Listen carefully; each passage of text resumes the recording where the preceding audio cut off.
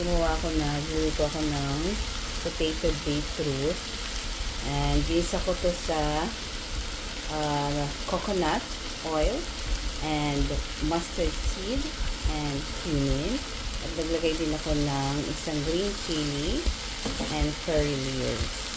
And nilagyan ko ng sibuyas at bawang.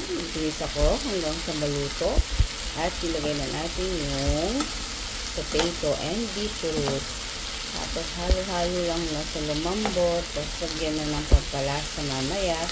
Lagyan ng konting salt and pepper. So malambot na, ready to eat na, and ready to serve. Ayan ang ating potato beetroot.